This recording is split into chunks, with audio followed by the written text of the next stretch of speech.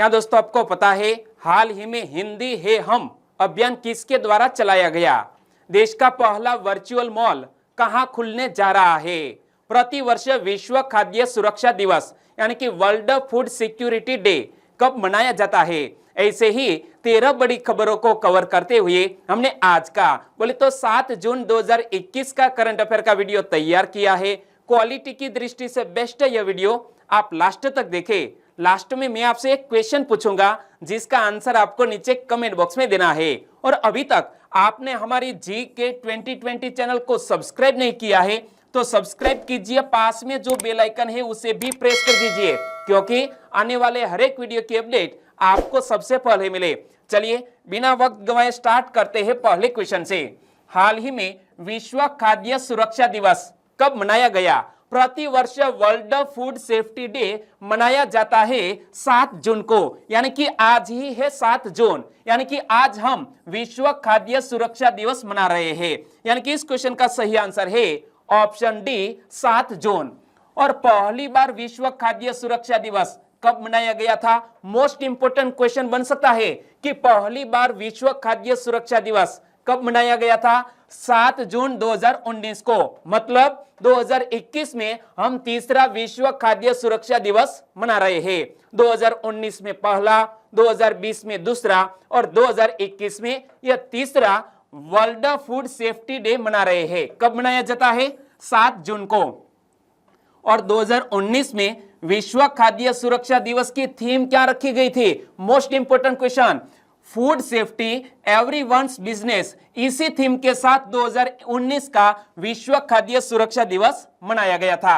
और पिछले साल कोविड महामारी के कारण दोस्तों कोई भी थीम तय नहीं की गई और इसलिए हमने फूड सेफ्टी एवरीवन्स बिजनेस इसी थीम के साथ 2020 का भी यह वर्ल्ड फूड सेफ्टी डे मनाया।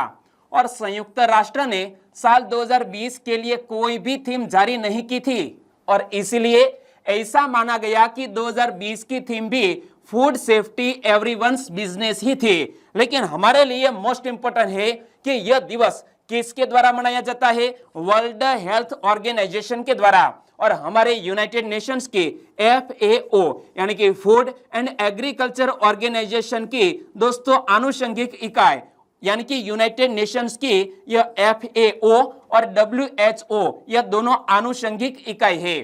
तो संयुक्त राष्ट्र के खाद्य और कृषि संगठन यानी कि फूड एंड एग्रीकल्चर ऑर्गेनाइजेशन के सहयोग से विश्व स्वास्थ्य संगठन यानी कि वर्ल्ड हेल्थ ऑर्गेनाइजेशन ने 7 जून 2019 से 7 जून को पहले खाद्य सुरक्षा दिवस के रूप में मनाने का फैसला किया था। और यह दिवस मनाने का उद्देश्य क्या है? विभिन्न खाद्य जनित जोखिमों और इसके रोकथाम के उपायों के बारे में जागरूकता बढ़ाने हेतु वर्ल्ड फूड सेफ्टी डे मनाया जाता है 7 जून को।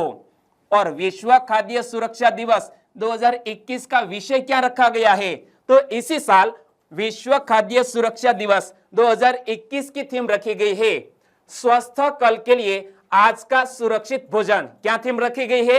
आज के दिन की दोस्तों इसी साल के विश्व खाद्य सुरक्षा दिवस की थीम क्या है? पढ़ लो, स्वस्थ कल के लिए आज का सुरक्षित भोजन। और इस वर्ष का विषय भोजन की गुणवत्ता पर जोर देता है। और संयुक्त राष्ट्र महासभा द्वारा विश्व खाद्य सुरक्षा दिवस मनाने की घोषणा कब की गई थी? तो साल 2018 में यह दिवस मनाने की घोषणा यूनाइटेड नेशंस की जनरल असेंबली ने की थी। और भारत में यह खाद्य सुरक्षा की बात करें भारत के लिहाज से तो भारत में सुरक्षित खाद्य उपलब्ध करवाने के लिए पहला राज्य खाद्य सुरक्षा इंडेक्स किसके द्वारा विकसित किया गया था? तो हमारे भारत देश में भारतीय खाद्य सुरक्षा और मानक प्राधिकरण द्वारा यह पहली बार राज्य खाद्य सुरक्षा इंडेक्स विकसित किया गया था। और खाद्य तेल और घी में हुई मिलावट के बारे में 1 मिनट से कम समय में पता लगाने के लिए कौन सा विशेष उपकरण क्रिया में लाया गया है? इमेज में आप देख सकते हैं दोस्तों, यदि हमारे खाद्य तेल या तो घी में कोई मिलावट है तो सिर्फ 1 मिनट से भी कम समय में हम यह मिलावट का पता लगा सकते हैं। और इसलिए हमने एक डिवाइस विकसित किया है जिसका नाम है रमन 1.0। ओके। और दोस्तों जब यह दिवस मनाया जा रहा है WHO के द्वारा WHO संयुक्त राष्ट्र संघ की एक आनुषंगिक इकाई है और WHO की स्थापना कब हुई? 7 अप्रैल 1948 को WHO की स्थापना हुई और इसीलिए प्रतिवर्ष 7 अप्रैल को विश्व स्वास्थ्य दिवस भी मनाया जाता है। और WHO का हेडक्वार्टर स्विट्जरलैंड की कैपिटल जिनीवा शहर में स्थित है। और वर्तमान प्रमुख कौन है? WHO के वर्तमान प्रमुख, यहाँ इमेज में आप देख सकते हैं, नाम है टेड्रोस अधनोम घेब्रेयेसस। और भारत भी WHO का सदस्य देश है, तो यह बात भी याद रख लीजिए। और दोस्तों इसी तरह हर क्वेश्चन से जुड़े इंपॉर्टेंट फैक्ट मैं आपके सामने रखता हूं। हमारा यह तरीका आपको अच्छा लगता है, लाइक करना मत भूलिएगा, चैनल को सब्सक्राइब करना मत भूलिएगा। दूसरा क्वेश्चन आपकी स्क्रीन पर, हाल ही में द रेजिलियंसी इनिशिएटिव वेबसाइट किसने शुरू की है? हाल ही में द रेजिलियंसी इनिशिएटिव नामक वेबसाइट शुरू की है फेसबुक ने, यानी कि इस क्वेश्चन का सही आंसर है फेसबुक। और इनसे जुड़े हुए दो मोस्ट इंपोर्टेंट क्वेश्चन बन सकते हैं। फेसबुक ने नई पहल द रेजिलियंसी इनिशिएटिव वेबसाइट क्यों शुरू की है? ऑनलाइन मंच पर नफरत और असहिष्णुता से निपटने के लिए जरूरी साधन और संसाधन उपलब्ध कराने के वास्ते फेसबुक ने यह नई पहल शुरू की है। और फेसबुक ने द रेजिलियंसी इनिशिएटिव वेबसाइट किसकी साझेदारी में शुरू की है? तो एक वर्ल्ड क्लास एनजीओ है जिसका नाम है द एशिया फाउंडेशन, यानी कि एशिया फाउंडेशन के साथ साझेदारी करके फेसबुक ने यह द रेजिलियंसी इनिशिएटिव वेबसाइट शुरू की है। और इस पहल का उद्देश्य क्या है? एशिया प्रशांत क्षेत्र में सहिष्णुता को बढ़ावा देना, अंतर धर्म एवं अंतर जातीय समझ को मजबूत करना और हिंसक चरमपंथ जैसे कारगुजारियों से निपटना। और यह वेबसाइट इस समय अंग्रेजी भाषा में उपलब्ध है। आने वाले समय में और भी भाषा में यह वेबसाइट अवेलेबल होगी। और जब यह पहल शुरू की है फेसबुक ने, तो फेसबुक की स्थापना कब हुई? 4 फरवरी 2004 को फेसबुक की स्थापना हुई। और फेसबुक के सह-संस्थापक कौन कौन है? मार्क जुकरबर्ग, इमेज में आप देख सकते हैं, इनके साथ Eduardo Saverin, Andrew McCollum, Dustin Moskovitz और क्रिस ह्यूज, यह सभी ने मिलकर फेसबुक की स्थापना की। और फेसबुक का हेडक्वार्टर कहां पर स्थित है? अमेरिका के कैलिफोर्निया के मेनलो पार्क में फेसबुक का हेडक्वार्टर स्थित है। और फेसबुक के लगभग 2.2 अरब यूजर है वर्तमान में। तीसरा question, French open tennis tournament के संदर्भ में कौन सा कथन गलत है? दोस्तों हाल ही में यह फ्रेंच ओपन टेनिस टूर्नामेंट जारी है और इसीलिए यह क्वेश्चन मैंने सेट किया है। फ्रेंच ओपन पुरुष सिंगल्स में कौन विजेता बनता है? फ्रेंच ओपन महिला सिंगल्स में कौन विजेता बनता है? वो तो आने वाले 2-3 दिन में पता चल जाएगा। लेकिन फिलहाल हमें यह पता होना चाहिए कि फ्रेंच ओपन इवेंट है जो टूर्नामेंट है टेनिस की, तो इनके संदर्भ में यहां दोनों सेंटेंस है। इनके बारे में आप सोचिए। तो पहला सेंटेंस क्या है? यह वार्षिक टेनिस कैलेंडर में तीसरा ग्रैंड स्लैम है। दोस्तों हमें पता लगाना है कौन सा कथन गलत है। तो क्या आपको पता है यह फ्रेंच ओपन यह वार्षिक टेनिस कैलेंडर में तीसरा ग्रैंड स्लैम है? तो यहां दोस्तों गलत है, यह दूसरा ग्रैंड स्लैम है, यानी कि पहले नंबर का सेंटेंस गलत है। दूसरे सेंटेंस को पढ़ते हैं, दुनिया का प्रमुख क्ले कोर्ट टेनिस टूर्नामेंट है। बिल्कुल सही बात है, फ्रेंच ओपन है ना, वो क्ले कोर्ट पर खेली जाती है। यानी कि हमारा आंसर बन जाता है कौन सा कथन गलत है? केवल 1 नंबर का सेंटेंस है वो गलत है। यानी कि इस क्वेश्चन का सही आंसर है ऑप्शन ए, केवल 1। और फ्रेंच ओपन की बात करें तो यह एक मुख्य टेनिस टूर्नामेंट है जो मई के अंत तथा जून की शुरुआत के 2 सप्ताह के मध्य पेरिस फ्रांस में स्टेड रोलैंड गारसोस में खेला जाता है। कहां पर खेला जाता है? फ्रांस की कैपिटल पेरिस के स्टेड रोलैंड गारसोस में खेला जाता है। और एकमात्र ऐसा ग्रैंड स्लैम है जो अभी भी मिट्टी पर आयोजित किया जाता है। यानी कि एक साल में 4 ग्रैंड स्लैम आयोजित होते हैं, इनमें से यह जो फ्रेंच ओपन है वो अभी भी मिट्टी पर आयोजित किया जाता है। और ग्रैंड स्लैम की बात आई तो ग्रैंड स्लैम में सबसे पहला विंबलडन जो 1877 में शुरू हुआ, इसके बाद 1881 में यूएस ओपन शुरू हुआ, 1891 में फ्रेंच ओपन शुरू हुआ और 1905 में ऑस्ट्रेलियन ओपन शुरू हुआ। तो कौन से यह ग्रैंड स्लैम की शुरुआत कौन से साल में हुई वो भी आपको पता होना चाहिए। लेकिन कौन से मैदान पर कौन सा ग्रैंड स्लैम खेला जाता है वो भी देख लो। ऑस्ट्रेलियन ओपन वर्ष का पहला ग्रैंड स्लैम है जो जनवरी में आयोजित किया जाता है। इसके बाद फ्रेंच ओपन जो मई और जून में आयोजित किया जाता है जो हाल ही में जारी है। और विंबलडन जून जुलाई और यूएस ओपन अगस्त सितंबर में आयोजित किया जाता है। और कौन से मैदान में कौन सी इवेंट है वो आपको पता है तो नीचे कमेंट सेक्शन में जरूर बताना। ओके, चलिए चौथा क्वेश्चन, मुख्यमंत्री अनुप्रति कोचिंग योजना की शुरुआत किसने की है? पहले तो यह योजना क्या है वो हमें पता होना चाहिए। मुख्यमंत्री अनुप्रति कोचिंग योजना जो भी छात्र कॉम्पिटिटिव एग्जामिनेशन की प्रिपरेशन कर रहे हैं उनके लिए यह योजना शुरू की गई है और यह कदम उठाया गया है राजस्थान सरकार के द्वारा। यानी कि इस क्वेश्चन का सही आंसर है राजस्थान सरकार। राजस्थान के वर्तमान मुख्यमंत्री कौन है? अशोक गहलोत। इमेज में आप देख सकते हैं। तो यह भी क्वेश्चन बन सकता है, मुख्यमंत्री अनुप्रति कोचिंग योजना की शुरुआत किसने की है? राजस्थान के मुख्यमंत्री अशोक गहलोत जी ने। और मुख्यमंत्री अनुप्रति कोचिंग योजना किसके लिए शुरू की गई है? तो मैंने आपको बताया प्रतियोगी परीक्षाओं की तैयारी करने वाले मेधावी विद्यार्थियों के लिए यह मुख्यमंत्री अनुप्रति कोचिंग योजना शुरू की गई है। और मुख्यमंत्री अनुप्रति कोचिंग योजना का संचालन किसके द्वारा किया जाएगा? जनजाति क्षेत्रीय विकास विभाग, सामाजिक न्याय एवं अधिकारिता विभाग और अल्पसंख्यक मामलात विभाग के द्वारा इस योजना का संचालन किया जाएगा। और यहां पर पढ़िए क्या लिखा है, मुख्यमंत्री अनुप्रति कोचिंग योजना परीक्षा की तैयारी के लिए कोचिंग करने वाले स्टूडेंट्स को सौगात दी गई है राजस्थान सरकार की ओर से। तो योजना के लिए कौन पात्र होंगे? एससी, एसटी, ओबीसी, अल्पसंख्यक और आर्थिक रूप से कमजोर वर्ग के वे विद्यार्थी पात्र होंगे जिनके परिवार की सालाना आय 8 लाख रुपए से कम है, वो इस योजना का लाभ ले सकते हैं। और योजना का लाभ कितने साल तक मिल पाएगा? अधिकतम 1 साल तक के लिए इस योजना का लाभ मिल पाएगा। और परीक्षार्थियों की मेरिट का निर्धारण 12वीं अथवा 10वीं के प्राप्तांकों के आधार पर किया जाएगा। यानी कि जो 10वीं और 12वीं का रिजल्ट है इन्हीं के आधार पर इसका चयन किया जाएगा। और दोस्तों बात आती है राजस्थान की। राजस्थान से जुड़ा हुआ एक क्वेश्चन कुछ दिन पहले ही करंट अफेयर में था। जगन्नाथ पहाड़िया निम्न में से किस राज्य के पूर्व मुख्यमंत्री थे जिसका हाल ही में निधन हो गया है? जगन्नाथ पहाड़िया राजस्थान के पूर्व मुख्यमंत्री थे जिसका हाल ही में निधन हो गया। और तब भी मैंने आपको बताया था कि राजस्थान के जो विभिन्न शहर है वो विभिन्न नामों से जाने जाते हैं। तो राजस्थान के लगभग हर शहर को रंगों के नाम से भी जाना जाता है।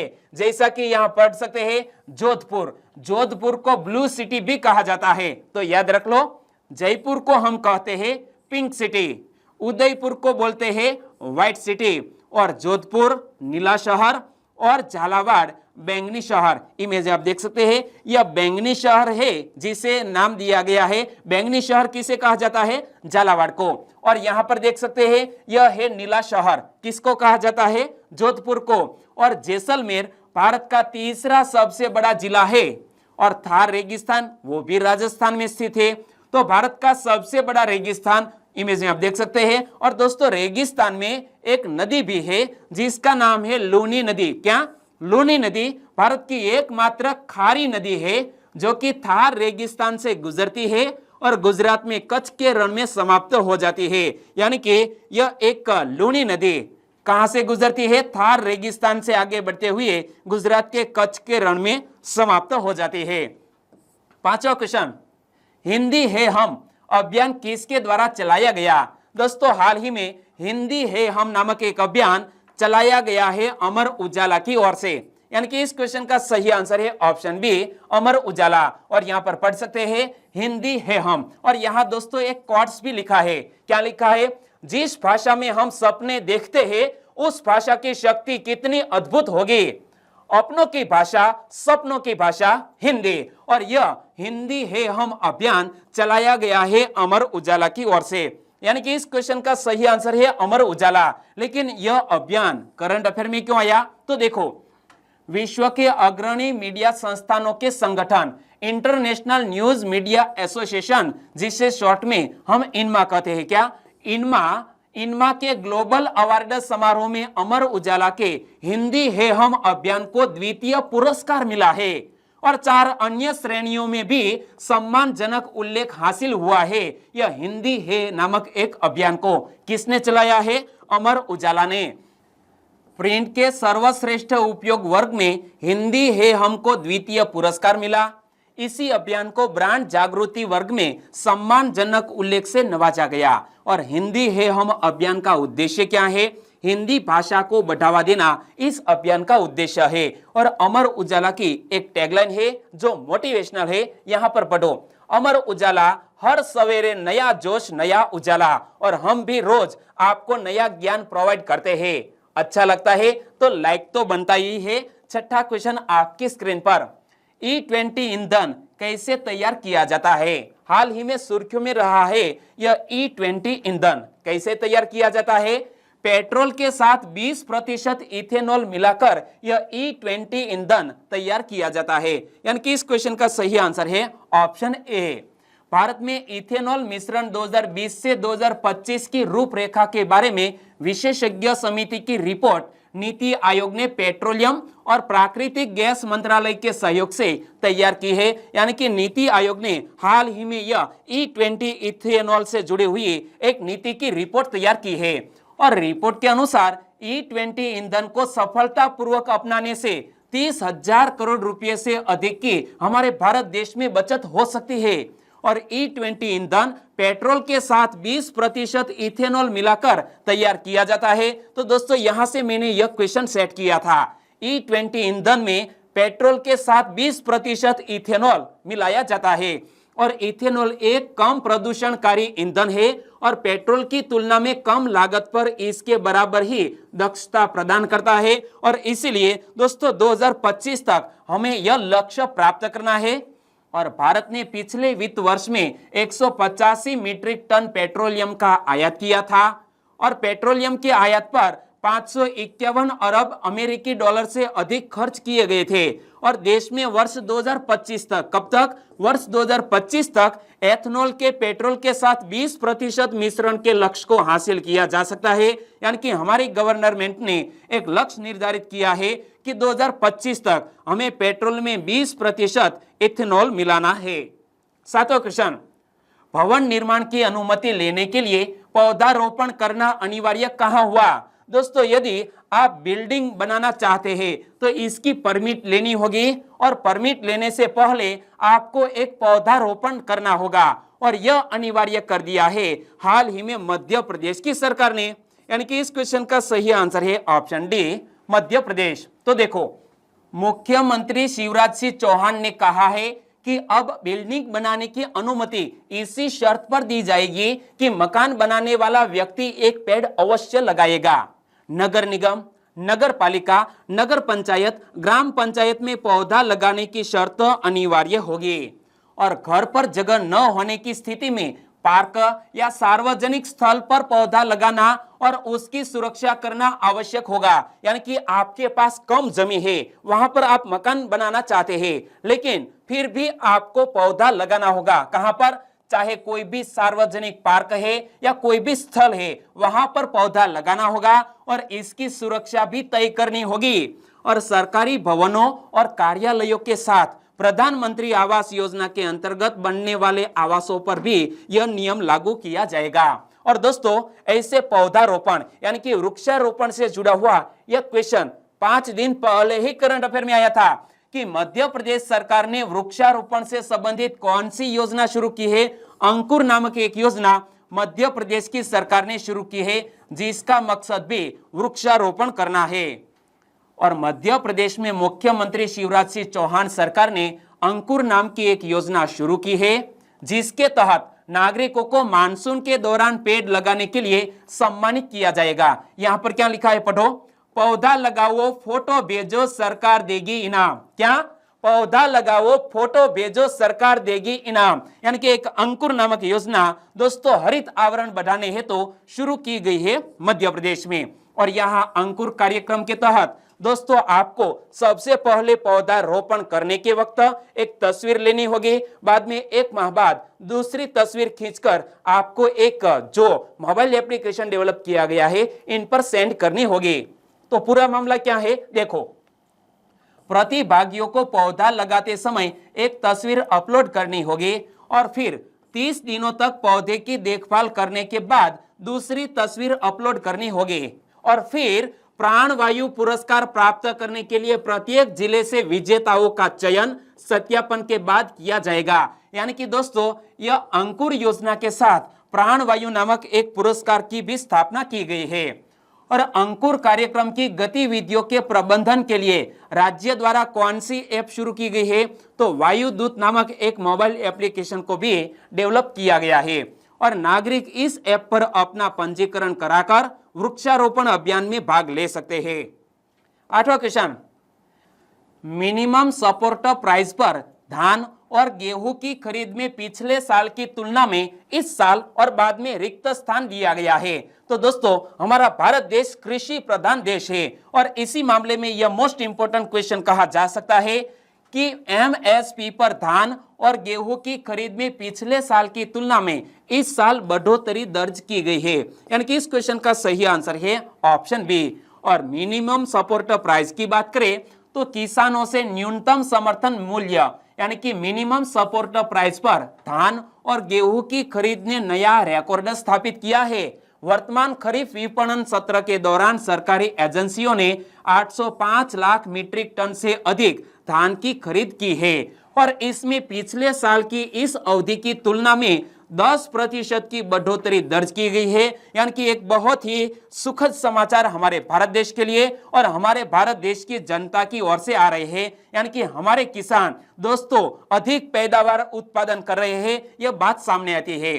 और वर्तमान रबी विपणन सत्र 2021-22 के दौरान गेहूं की खरीद ने भी पिछले सभी रिकॉर्ड को पार कर लिया है। करीब 414 लाख मीट्रिक टन गेहूं की खरीद की गई है जो पिछले साल की इस अवधि के मुकाबले 12% अधिक है। और केंद्रीय खाद्य और सार्वजनिक वितरण मंत्रालय ने बताया है कि इस खरीद से देश के 1,65,00,000 किसानों को लाभ पहुंचा है और उन्हें करीब 2,33,000 करोड़ रुपए के न्यूनतम समर्थन मूल्य की राशि भुगतान की गई है।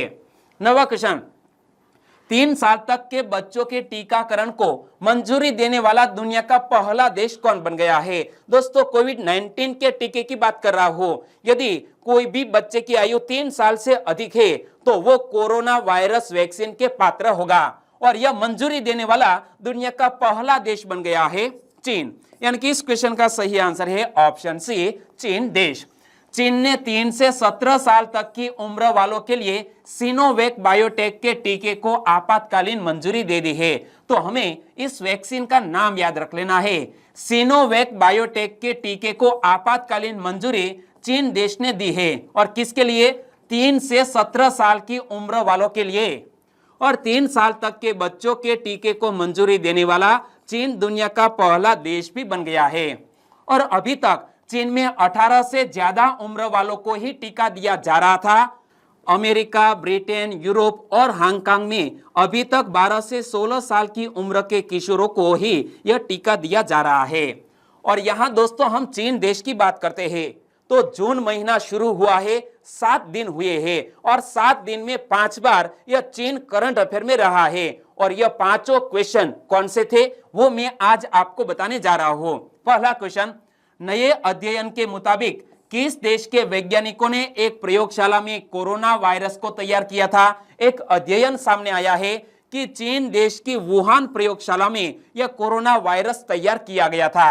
और यह भी क्वेश्चन था, निम्न में से किस देश के द्वारा निर्मित वैक्सीन सिनोवैक को WHO ने मंजूरी दी है? तो चीन देश के द्वारा विकसित यह सिनोवैक नामक वैक्सीन को WHO ने मंजूरी दी है। और किस देश ने हाल ही में जनसंख्या नीति में बदलाव किया है? तो चीन देश ने जो पहले जनसंख्या नीति 2 बच्चों की थी इसमें बदलाव करके अब किया गया है +1। यानी कि यह जनसंख्या नीति में अब बदलाव किया गया है कि कोई भी चीनी दंपति है वो 3 बच्चे पैदा कर सकता है। और फेंग्यून 4B उपग्रह किसने लॉन्च किया है? चीन ने। निम्न में से किस देश में रेड टूरिज्म की लोकप्रियता में बढ़ोतरी हो रही है? रेड टूरिज्म का संबंध है चीन देश के साथ। 10वां क्वेश्चन, देश का पहला वर्चुअल मॉल कहां खुलेगा? हमारे भारत देश का पहला वर्चुअल मॉल खुलने जा रहा है उत्तर प्रदेश में, यानी कि इस क्वेश्चन का सही आंसर है उत्तर प्रदेश। लेकिन यह वर्चुअल मॉल में क्या होगा? तो देखो, उत्तर प्रदेश में जुलाई से देश का पहला वर्चुअल मॉल खुलने जा रहा है और फिक्की के प्लेटफॉर्म को वर्चुअल मॉल के लिए इस्तेमाल किया जाएगा। किसके? फिक्की के प्लेटफॉर्म को वर्चुअल मॉल के लिए इस्तेमाल किया जाएगा और इसमें 1000 दुकानें एक बार में नजर आएगी। क्या? एक बार में दोस्तों 1000 दुकानें नजर आएगी। और यह वर्चुअल मॉल ऑनलाइन कारोबार का ऐसा प्लेटफॉर्म होगा जहां पर खरीदार और विक्रेता अपनी सुविधा से किसी भी समय कारोबारी से लेन देन कर सकेंगे। 11वां क्वेश्चन, रूसी भाषा दिवस कब मनाया गया? दोस्तों, प्रति वर्ष यूनाइटेड नेशंस के द्वारा रूसी भाषा दिवस मनाया जाता है 6 जून को, यानी कि इस क्वेश्चन का सही आंसर है ऑप्शन सी, 6 जून को रूसी भाषा दिवस मनाया गया। लेकिन 6 जून को क्यों मनाया जाता है, किसकी याद में मनाया जाता है? तो देखो, संयुक्त राष्ट्र की 6 आधिकारिक भाषाओं अरबी, रूसी, स्पेनिश, चीनी, अंग्रेजी और फ्रेंच में से प्रत्येक के इतिहास, संस्कृति और विकास के बारे में जागरूकता बढ़ाने के लिए रूसी भाषा दिवस मनाया जाता है। और रूसी भाषा दिवस किसके जन्म दिवस पर मनाया जाता है? एक महान रूसी कवि जिसका नाम है A.S. पुष्किन। क्या? A.S. पुष्किन के जन्म दिवस को रूसी भाषा दिवस के रूप में मनाया जाता है। और हर साल 20 अप्रैल को विश्व स्तर पर संयुक्त राष्ट्र चीनी भाषा दिवस मनाया जाता है। और यह बात भी मैंने आपको बताई थी कि 20 अप्रैल को चाइनीज लैंग्वेज डे मनाया जाता है। और प्रति वर्ष 23 अप्रैल को अंग्रेजी भाषा दिवस के रूप में मनाया जाता है। और 23 अप्रैल को विलियम शेक्सपियर की जन्म तिथि तथा मृत्यु तिथि होने के कारण अंग्रेजी भाषा दिवस मनाया जाता है 23 अप्रैल को। और अरबी भाषा दिवस कब मनाया जाता है? 18 दिसंबर को अरबी भाषा दिवस मनाया जाता है। फ्रांसीसी भाषा दिवस कब मनाया जाता है? 20 अप्रैल को। और स्पेनिश भाषा दिवस 23 अप्रैल को मनाया जाता है, यानी कि इंग्लिश लैंग्वेज डे भी 23 अप्रैल को मनाया जाता है और स्पेनिश लैंग्वेज डे भी 23 अप्रैल को मनाया जाता है। और यह सभी दोस्तों यूनाइटेड नेशंस की ऑफिशियल लैंग्वेजेस है। तो संयुक्त राष्ट्र द्वारा यह महत्वपूर्ण दिवस मनाया गया है। तो संयुक्त राष्ट्र की स्थापना कब हुई? 24 अक्टूबर 1945 को संयुक्त राष्ट्र अधिकार पत्र पर 50 देशों के हस्ताक्षर होने के साथ यूनाइटेड नेशंस की स्थापना हुई और इसका हेडक्वार्टर अमेरिका के न्यूयॉर्क शहर में स्थित है। और वर्तमान में संयुक्त राष्ट्र में 193 देश है। और वर्तमान यूनाइटेड नेशंस के महासचिव कौन है? Antonio Guterres. इमेज में आप देख सकते हैं। 12वां क्वेश्चन, माउंट मेरापी के संदर्भ में कौन सा कथन सही है? दोस्तों, पिछले 1 साल में यह माउंट मेरापी 3 बार करंट अफेयर में रहा, क्योंकि माउंट मेरापी एक सक्रिय ज्वालामुखी है, हाल ही में विस्फोट हुआ है और इसीलिए माउंट मेरापी करंट अफेयर में रहा है। तो इनसे जुड़ा हुआ दोस्तों, जियोग्राफी से जुड़ा हुआ यह मोस्ट इंपोर्टेंट क्वेश्चन है और यहां हमें पूछा गया है कौन सा कथन सही है। तो दोनों सेंटेंस को ध्यान से पढ़ते हैं।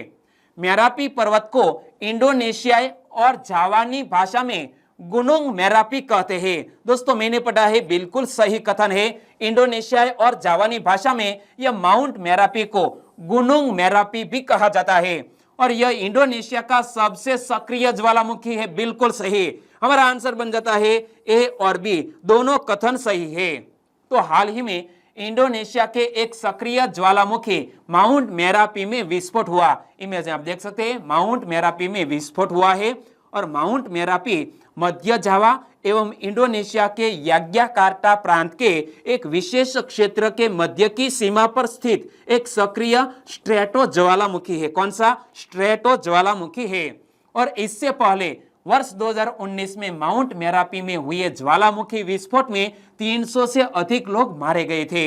इंडोनेशिया रिंग ऑफ फायर में अवस्थित है। कहां पर? यहां इमेज में देखिए, मैप में देखिए कि यह इंडोनेशिया रिंग ऑफ फायर में स्थित है, यानी कि यहां पर जो भी देश है यहां पर ऐसे सक्रिय ज्वालामुखी होते हैं या तो अधिक बार दोस्तों भूकंप भी होता है।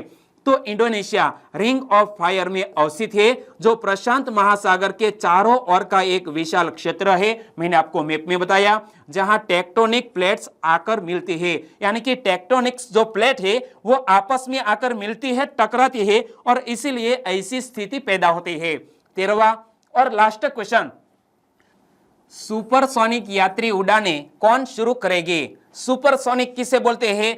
हमारी आवाज से भी तेज रफ्तार को हम सुपरसोनिक कह सकते हैं। और सुपरसोनिक यात्री उड़ाने कौन शुरू करेगी? यूनाइटेड एयरलाइंस, यानी कि इस क्वेश्चन का सही आंसर है option A, United airlines. Supersonic उड़ान तब होती है जब कोई विमान ध्वनि की गति से तेज गति से यात्रा करता है और ध्वनि की रफ्तार होती है 1234.8 किलोमीटर प्रति घंटे की, और एक सामान्य यात्री जेट लगभग 900 किलोमीटर प्रति घंटे की रफ्तार से क्रूज कर सकता है। यूनाइटेड के लिए सुपरसोनिक विमान का निर्माण अमेरिकी कंपनी का नाम है बूम द्वारा किया जाएगा, और इस विमान को ओवरचर नाम दिया गया है। क्या? ओवरचर नाम दिया गया है, और कंपनी का दावा है कि यह विमान 1805 किलोमीटर प्रति घंटे की रफ्तार से उड़ सकता है। यह सुपरसोनिक विमान जो बना रहा है बूम नामक एक अमेरिकी कंपनी है, उनके द्वारा इस विमान का निर्माण किया जा रहा है। और यहाँ यूनाइटेड एयरलाइंस की बात करें तो यह अमेरिका की एक प्रमुख एयरलाइंस कंपनी है। इस कंपनी ने 28 मार्च 1931 में काम करना शुरू किया था, और फ्लीट साइज और मार्गों के आधार पर यह दुनिया के तीसरी सबसे बड़ी एयरलाइंस है। और अब बात करते हैं लास्ट वीडियो के क्वेश्चन की। लास्ट वीडियो में मैंने आपसे क्वेश्चन पूछा था, पेन बायो क्या है? पेन बायो कोविड-19 एंटीजन टेस्ट किट है, जिसको हाल ही में भारत देश में मंजूरी मिल गई है। यानी कि इस क्वेश्चन का सही आंसर है कोविड-19 एंटीजन टेस्ट किट, जिसका नाम है पेन बायो। और पेन बायो को किसने डेवलप किया है? तो एबॉट नामक एक अमेरिकी कंपनी है, उनके द्वारा यह एंटीजन टेस्ट किट को तैयार किया गया है। और इस क्वेश्चन के बारे में बहुत ही अच्छा आंसर दिया है चाचा विधायक नामक एक कोई सब्सक्राइबर मित्र है। उन्होंने लिखा है कि यह कोविड-19 एंटीजन टेस्ट किट है, और बहुत ही ध्यान से यह वीडियो उन्होंने देखा है, क्योंकि कल के करंट अफेयर में मैंने पूछा था कि लंदन कौन से नदी के तट पर बसा हुआ है? थेम्स नदी के तट पर। और इजराइल की संसद का नाम क्या है? नेसेट। और कोलकाता हुगली नदी के किनारे पर बसा हुआ है। तो यानी कि यह सभी क्वेश्चन मैंने आपको करंट अफेयर में पूछे थे, और बहुत ही शानदार तरीके से आंसर दिया है चाचा विधायक नामक सब्सक्राइबर फ्रेंड को। Thank you so much.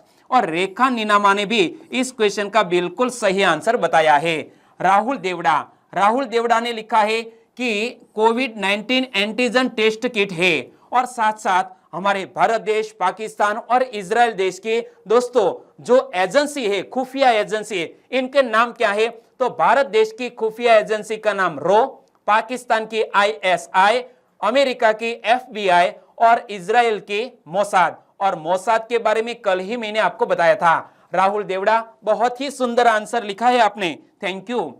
Mayuri Ashok Parmar ने भी यह वीडियो बहुत ही ध्यान से देखा है, वेरी नाइस।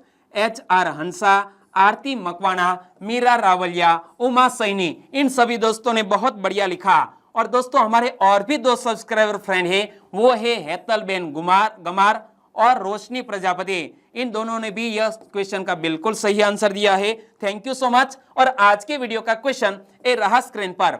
अंतरराष्ट्रीय बुकर पुरस्कार 2021 किसने जीता? 2021 का इंटरनेशनल बुकर प्राइज किसने जीता है? 4 लेखक के नाम आपकी स्क्रीन पर है, और सही उपन्यासकार का नाम यहां चॉइस करिए और आंसर दीजिए नीचे कमेंट बॉक्स में। और वीडियो वाकई में आपको अच्छा लगा है, हेल्पफुल लगा है, तो आपके दोस्तों को फेसबुक, व्हाट्सएप या टेलीग्राम के जरिए इस वीडियो की लिंक शेयर करना मत भूलिएगा। बस छोटी सी उम्मीद के साथ वीडियो खत्म करते हैं, फिर मिलेंगे नए करंट अफेयर वीडियो के साथ। तब तक के लिए टेक केयर एंड जय हिंद।